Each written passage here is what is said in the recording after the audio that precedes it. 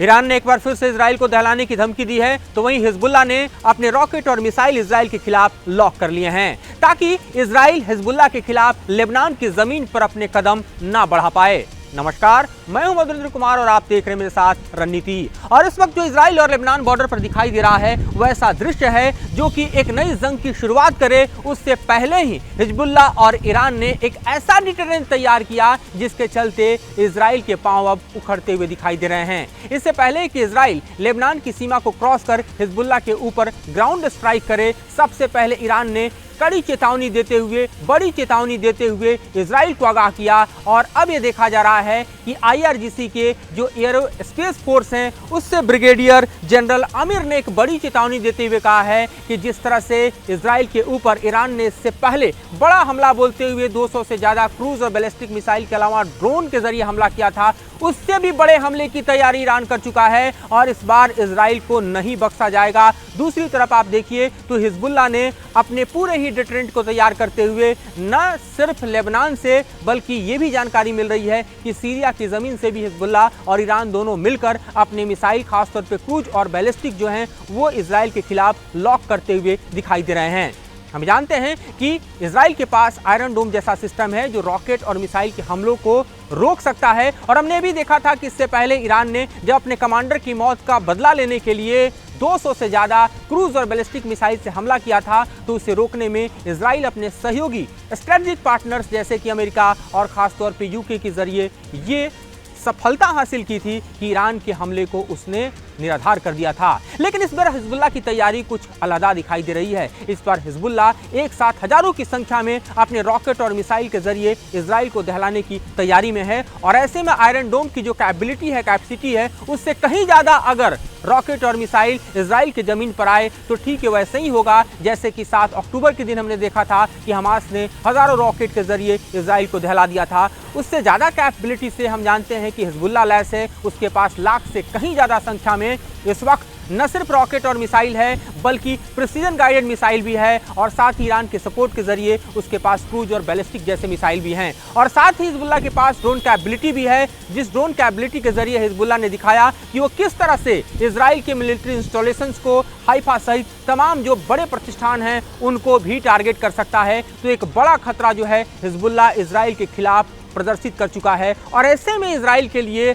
अब स्थिति ऐसी है कि उसने अपनी सेना को भले ही लेबनान बॉर्डर पे मोबिलाइज कर लिया हो लेकिन वो सेना अब लेबनान के भीतर नहीं घुस पा रही है। एक बड़ा एज जो हम देख रहे थे कि इजराइल को साइप्रस की एयरबेस पे मिल रहा था तो साइप्रस को भी हिजबुल्लाह ने धमका दिया कि अगर साइप्रस इजराइल और खास तौर पे लेबनान के वॉर के बीच में आता है तो उससे भी इसके गंभीर परिणाम भुगतने पड़ेंगे और इसका भी असर साइप्रस पर दिखाई दे रहा है जो कि अपने कदम पीछे खींच रहा है। इस बीच हम ये देख रहे हैं कि दरअसल हिजबुल्लाह ने एक और बड़ी चेतावनी जारी की है और साथ ही एक बड़ा क्लॉज भी इजराइल के समक्ष पेश किया है कि अगर हमास के खिलाफ इजराइल ने अपनी जंग रोक दी तो हिजबुल्लाह के हमले इजराइल के खिलाफ रुक सकते हैं। यानी सीज फायर की स्थिति अगर इजराइल और हमास में हो जाती है, गजा वार रुक जाता है तो हिजबुल्लाह भी अपने लड़ाकों के साथ, अपने आर्सेनल के साथ, अपने हथियारों के साथ शांति के दौर में चला जाएगा। तो ये स्थिति इस वक्त जो है वो दिखाई दे रही है। तो हम देख रहे थे कि कुछ दिन पहले ही जिस तरह से इजराइल हिजबुल्लाह के खिलाफ और लेबनान के खिलाफ आक्रामक दिखाई दे रहा था, ईरान की मदद से अब हिजबुल्लाह ने इजराइल को शांत कर दिया है। इस बीच आप देखिए तो अमेरिका भी फंसा हुआ है क्योंकि वहाँ होम ग्राउंड में चुनाव होने हैं। अमेरिकी सप्लाई लाइन को अगर देखिए इजराइल की तरफ तो उसके जो कंसाइनमेंट है उसमें भारी कमी दिखाई दे रही है। अगर अक्टूबर से लेके आप नवंबर, दिसंबर, जनवरी तक देखिए तो लगभग 20, 47, किसी महीने में 30, किसी महीने में 30 से ज़्यादा भी कंसाइनमेंट आए हैं। अब इन महीनों में देखिए तो 7-8 कंसाइनमेंट ही अमेरिका इजराइल को भेज रहा है। दूसरी तरफ फ्रांस ने भी इजराइल को इस बात के लिए आगाह किया है कि अगर वो लेबनान वॉर की शुरुआत करता है, हिजबुल्लाह के खिलाफ हमले बोलता है तो इस वॉर का एक बड़ा खामियाजा इजराइल को भुगतना पड़ सकता है। और आप देखिए कि यूरोप का जो गेटवे है साइप्रस, वहां से भी इजराइल को निराशा हाथ लग रही है। इस बीच सबसे बड़ी खबर यह भी कही जा सकती है कि अरब लीग जिसने अपने लिस्ट में हिजबुल्लाह को आतंकवादी घोषित कर रखा था, उसने अपने लिस्ट से हिजबुल्लाह को बाहर निकाल दिया है, यानी अरब लीग के लिए भी अब हिजबुल्लाह एक्सेप्टेबल है। तो ये जो बदलाव हो रहे हैं, ये जो स्ट्रेटेजिक चेंजेज हो रहे हैं, ये जो नया अलाइनमेंट दिखाई दे रहा है, रीग्रुपिंग हो रहा है मिडिल ईस्ट में और यूरोप में, ये अपने आप में बतलाने के लिए काफ़ी है कि इजराइल के लिए लेबनान वॉर करना, हिजबुल्लाह के खिलाफ लेबनान की ज़मीन पर उतर के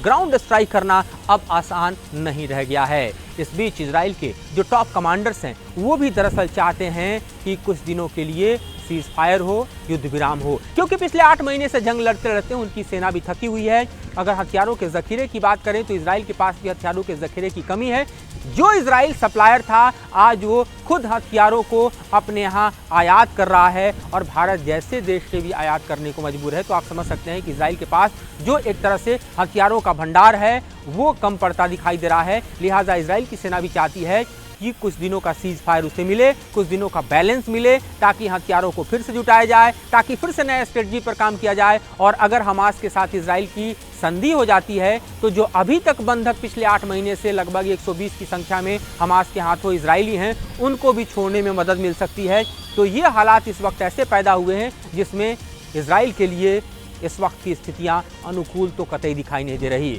दरअसल नेतन्याहू के लिए भी एक बड़ी मुश्किल इसलिए है क्योंकि जब तक वो जंग के मैदान में है तब तक उनकी सरकार सुरक्षित है। अगर जंग थमती है तो नेतन्याहू को भी सरकार चलाना मुश्किल होगा। लिहाजा नेतन्याहू तो चाहते हैं कि जंग जारी रहे, लेकिन इस वक्त इजराइल की सेना नहीं चाहती कि ये जंग आगे बढ़े। तो इस तरह का एक रिफ्ट भी दिखाई दे रहा है। और जो सपोर्ट सिस्टम इजराइल का है, चाहे वो यूरोप का हो, चाहे फ्रांस से हो, चाहे यूके से हो, या एक बिग ब्रदर के तौर पर अमेरिका कर रहा था, वो सपोर्ट सिस्टम भी इस वक्त थम चुका है। तो अपने आप में इजराइल के लिए ये स्थितियां बेहद प्रतिकूल कुछ दिनों में हो चुकी है और हिजबुल्लाह इस वक्त ईरान की मदद से इजराइल पर हावी दिखाई दे रहा है। वो पुरजोर कोशिश कर रहा है कि इजराइल हमास के साथ ट्रूस करे, संधि करे, सीज फायर करे। और हिजबुल्लाह ने डे 1 से यानी पिछले 8 महीने से अपने इस क्लॉज को तो रखा ही था कि जब तक हमास और इजराइल की जंग गजा में चलती रहेगी हिजबुल्लाह हमला करता रहेगा। और अब जबकि हिजबुल्लाह के ऊपर इजराइल जो है वो जंग को थोपने की तैयारी में था, तब हिजबुल्लाह ईरान की मदद से कुछ इस तरह से उभर कर सामने आया है